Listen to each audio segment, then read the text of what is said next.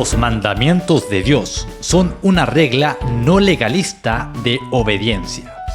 Por Greg Banzen. Este artículo está publicado al español en www.reconstruccioncristiana.org. Relatada por José Sáez. Para Radio Cristianía y Cultura Reformada. La ley nos envía al Evangelio para que seamos justificados, y el Evangelio nos retoma a la ley para inquirir cuál es nuestro deber como gente justificada. La ley es válida desde todo ángulo.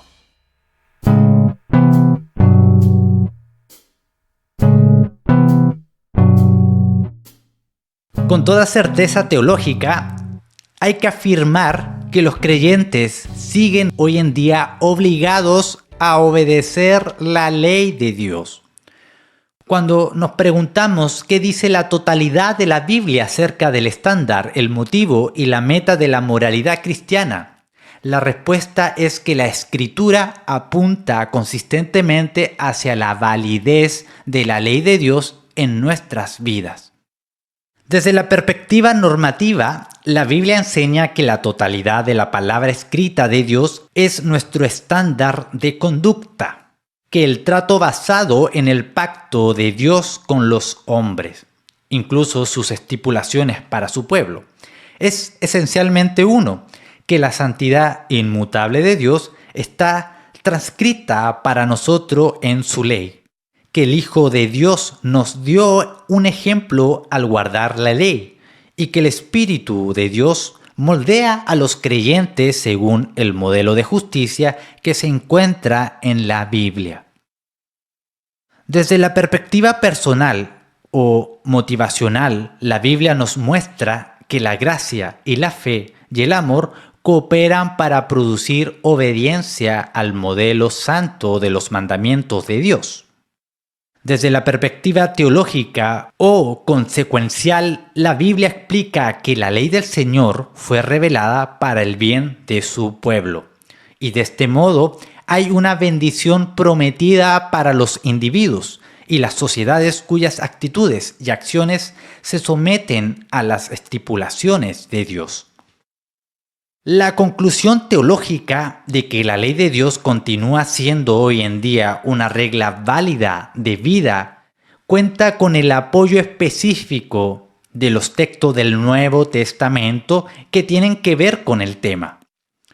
Hemos explorado la manera en que los autores del Nuevo Testamento tratan los requisitos legales del Antiguo Testamento, solo para encontrar que hoy en día se le da aún más aprobación a la vigencia de la ley. Esto se ha observado en el uso de la ley contenido en la enseñanza de Jesús y de sus apóstoles. La autoridad de la ley implícita en los principales temas éticos del Nuevo Testamento y en la aplicación de la ley incorporada en los juicios morales del Nuevo Testamento. Finalmente, una comparación extensa de lo que el Antiguo Testamento decía acerca de la ley de Dios con los correspondientes temas en el Nuevo Testamento reveló que hay una actitud común hacia la ley y una continuidad asumida entre los pactos en cuanto a los principios morales de Dios en la ley. A pesar de lo que el nuevo pacto presentó elementos importantes de discontinuidad referente a la relación del creyente con la ley. En la era del nuevo pacto, la ley del antiguo pacto del Señor retiene su vigencia obligatoria. Así que tanto el discernimiento teológico como la enseñanza específica del Nuevo Testamento coinciden en apoyar la ley de Dios como estándar de conducta.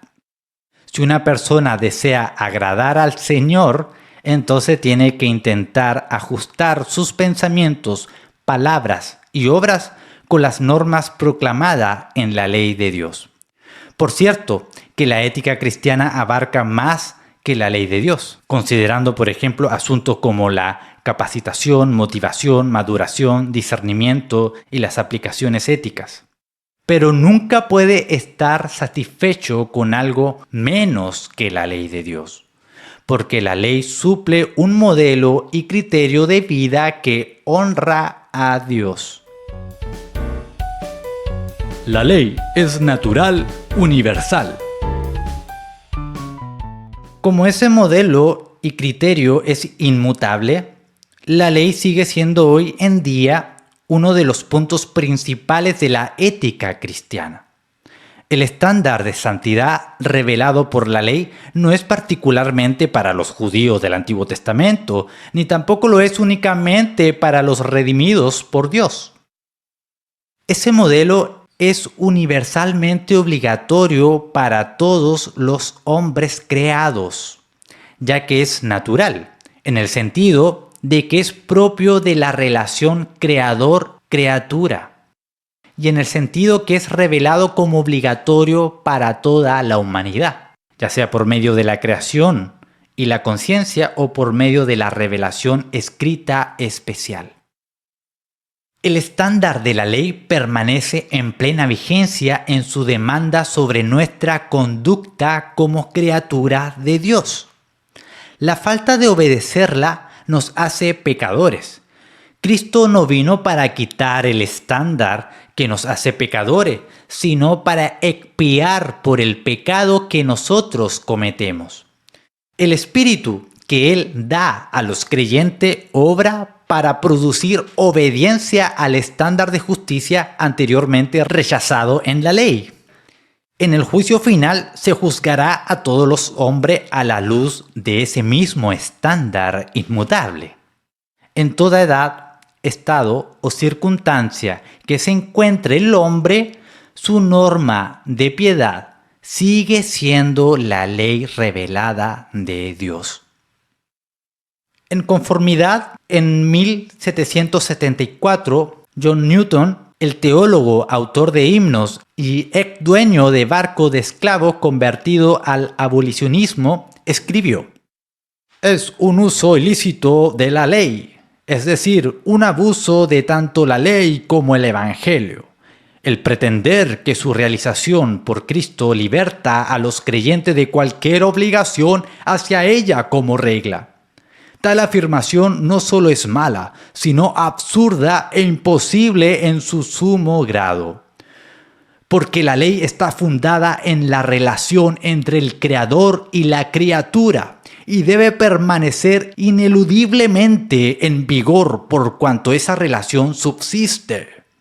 Mientras que Él sea Dios y nosotros criaturas, en cada cambio de estado o circunstancia posible o imaginable, Él debe tener un derecho sin rival a nuestra reverencia, amor, confianza, servicio y sumisión». La ley afirmada en la tradición de Westminster.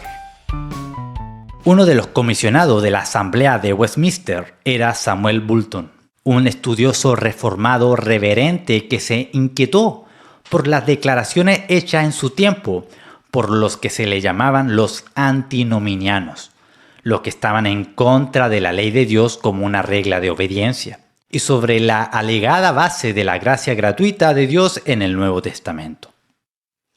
En 1645, mientras la Asamblea de Westminster estaba aún en sesión, Bolton publicó un tratado titulado «Los límites verdaderos de la libertad cristiana». En él expuso argumento tras argumento tomado de las Escrituras para probar que no estamos libres hoy en día de las obligaciones morales de la ley de Dios, y que la ley era compatible con la gracia de Dios.